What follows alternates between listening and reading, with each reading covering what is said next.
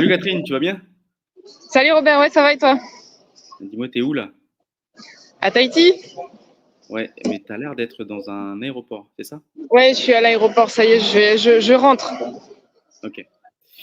Écoute, je voulais faire ce mini podcast avec toi pour profiter de ton passage à Tahiti pour te poser deux, trois questions. Si t'es ok, on y va. Ouais, ok. Première question du coup.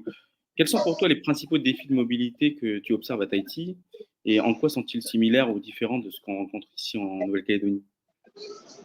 Alors, Tahiti, tu vois, c'est une île qui est assez contrainte au niveau des espaces parce que tu as la montagne et la mer. Et donc, tu as tous les flux qui convergent en fait vers Papeete et qui sont sur quelques routes en fait qui sont contraints entre la mer et la montagne. Donc, on a des espaces serrés et des flux qui convergent.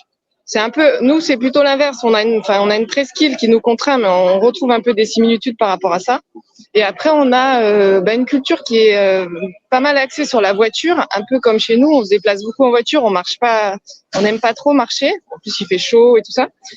Et la ville s'est construite beaucoup autour de la voiture, donc on n'a pas des trottoirs très agréables, on n'a pas un réseau de bus qui est bien développé.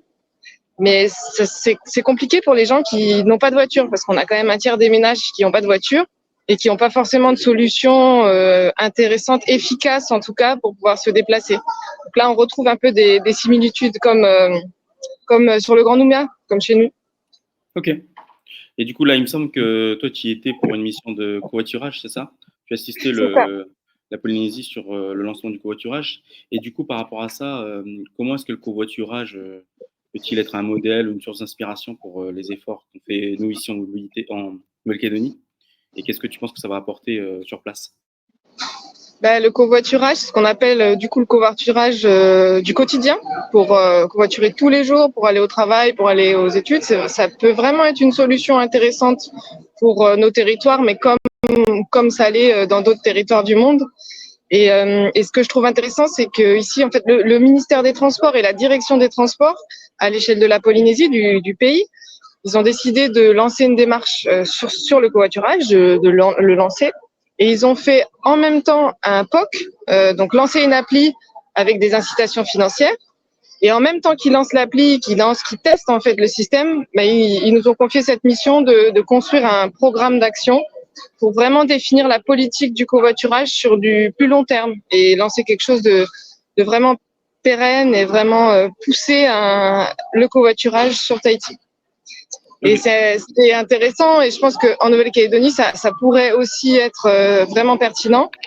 Et parce qu'il faut, le covoiturage, c'est comme un réseau de bus, il faut des investissements au départ en fait. Il faut lancer la machine et après ça peut marcher un peu tout seul avec l'initiative privée.